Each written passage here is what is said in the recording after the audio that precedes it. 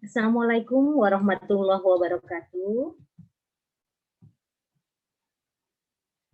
Bapak dan Ibu, bagaimana kabarnya, hari ini?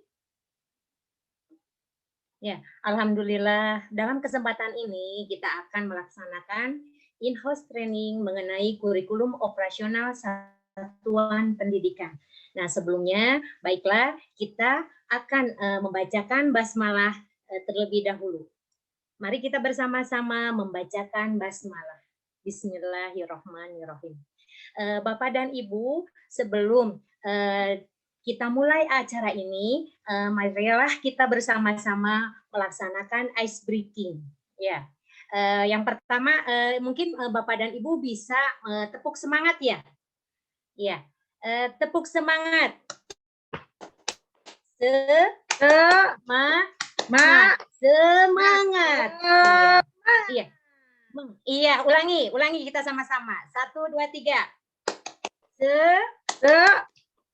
Semangat. Semangat. Iya, terima kasih. Nah, Bapak dan Ibu, dalam kesempatan ini kita akan IHT mengenai kurikulum operasional satuan pendidikan. Nah, seperti Bapak dan Ibu ketahui bahwa kurikulum adalah seperangkat rencana dan pengaturan mengenai tujuan dan isi serta bahan pelajaran sebagai pedoman dalam penyelenggaraan belajar untuk mencapai tujuan. Nah, dalam tujuan IHT ini nanti para peserta, para Bapak dan Ibu dapat mensosialisasikan tentang KOSP, kemudian diharapkan dapat memahami capaian pembelajaran dan modul ajar. Nah, kemudian output dari IHT ini, peserta kita IHT dapat mengetahui informasi dan mampu menyusun KOSP. Kemudian mampu juga menyusun capaian pembelajaran dan bahan ajar. Maksudnya di sini bukan untuk menyusun capaian pembelajaran, tapi capaian pembelajaran sudah dibuat oleh pemerintah dan kita akan menyusun bahan ajarnya. Dalam alur ini ada 2 sesi. Yang topik pertama adalah KOSP dan topik kedua adalah capaian pembelajaran dan modul ajar. Bapak dan Ibu yang saya banggakan, dalam kesempatan ini kita akan membahas tentang prinsip KOSP. Nah, sebelumnya kurikulum operasional satuan pendidikan itu adalah kurikulum yang dikembangkan sesuai dengan relevansi oleh satuan pendidikan dan komite sekolah di bawah koordinasi dan pendampingan dari Dinas Pendidikan. Nah, kemudian di dalam KOSP ini ada prinsip-prinsipnya. Yang pertama itu berpusat pada peserta didik. Kemudian yang kedua itu kontekstual. Yang ketiga adalah esensial. Yang keempat akuntabel. Dan yang kelima melibatkan berbagai pemangku kepentingan. Nah, yang pertama, prinsip pertama adalah berpusat pada peserta didik. Maksudnya bahwa pembelajaran itu harus memenuhi potensi, kebutuhan perkembangan, dan tahapan belajar, serta kepentingan peserta didik. Nah, dalam hal ini merupakan rujukan dari profil pelajar Pancasila. Semuanya ini merupakan tahapan dari KOSP. Yang kedua adalah kontekstual.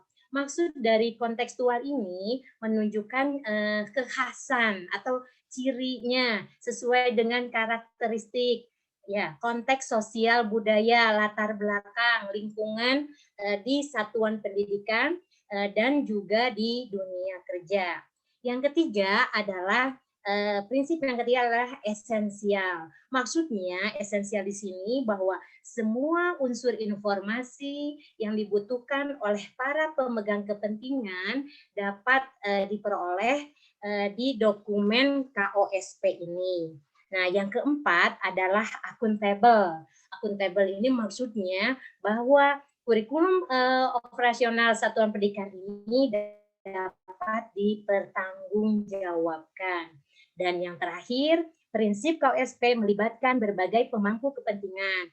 Nah, ini melibatkan semua pihak, meliputi komite satuan pendidikan dan berbagai pemangku kepentingan seperti orang tua, kemudian dunia usaha itu.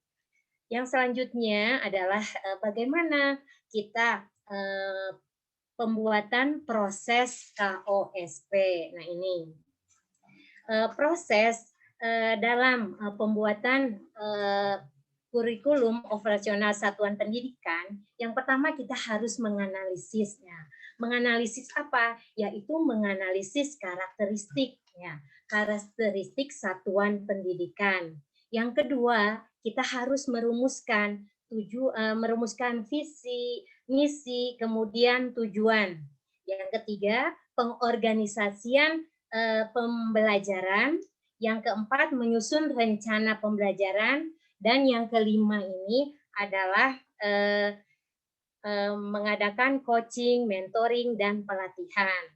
Nah, kembali lagi yang pertama, kita harus menganalisis dulu karakteristik satuan pendidikan. Jadi sebelum kita mengembangkan KOSP, sekolah perlu melakukan analisisnya. Karakternya bagaimana, kemudian lingkungan belajarnya bagaimana.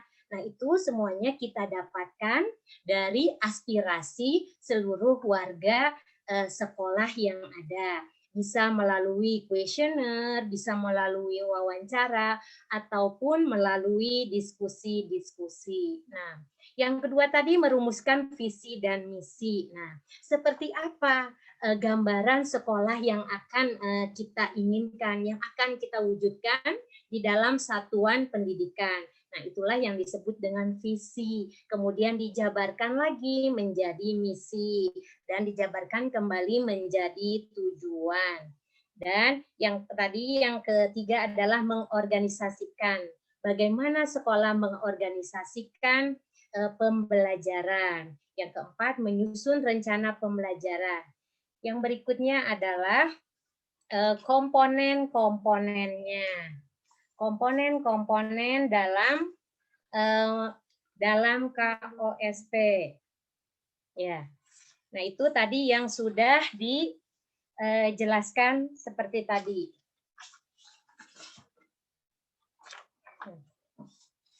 Terukur, spesifik, dan fleksibel. Nah, ini.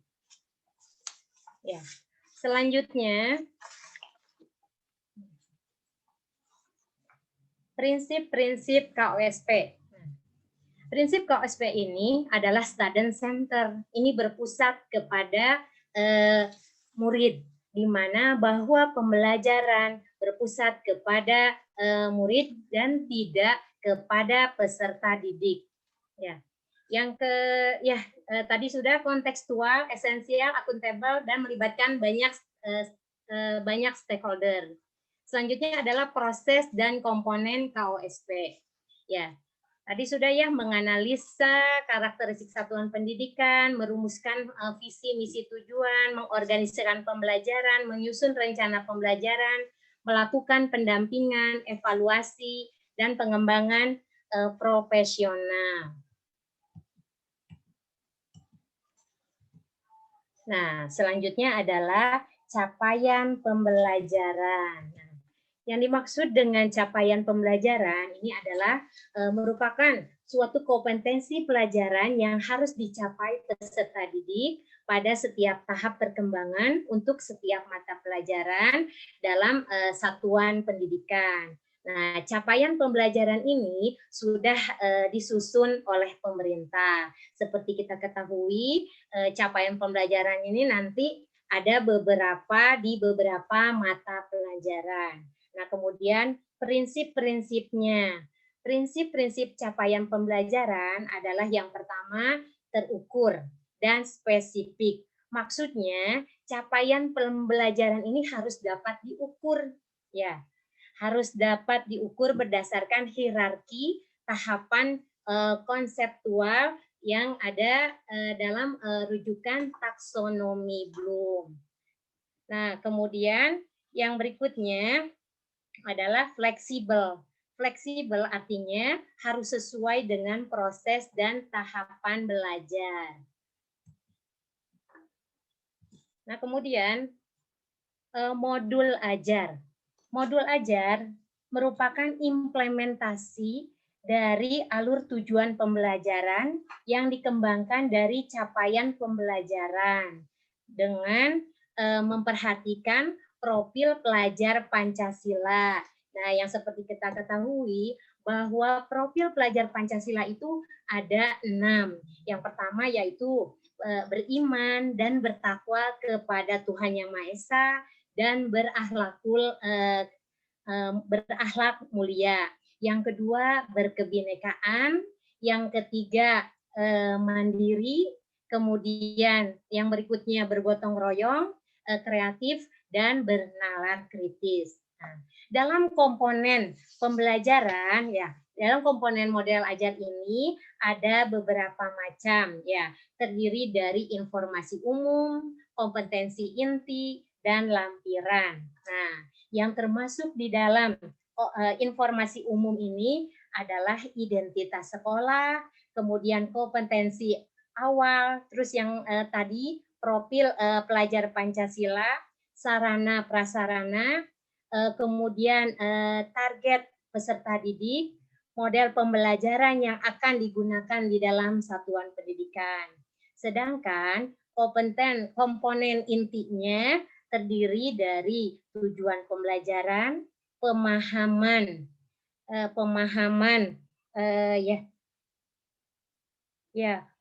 pemahaman bahwa pembelajaran itu bermakna, kemudian ada lagi pertanyaan yang kata kuncinya dia pemantik, kemudian persiapan pembelajaran, asesmen, kemudian juga dilakukan pengayaan, remedial, kemudian yang terakhir adalah refleksi antara guru dengan peserta didik. Dan yang terakhir dalam komponen modul ajar adalah lampiran. Ini terdiri dari lembar kerja peserta didik, kemudian bahan bacaan untuk guru dan peserta didik, glosarium, dan daftar pustaka. Nah, untuk mengetahui tentang materi apa saja, kemudian apa saja yang termasuk capaian pembelajarannya dapat diunduh di berikut ini.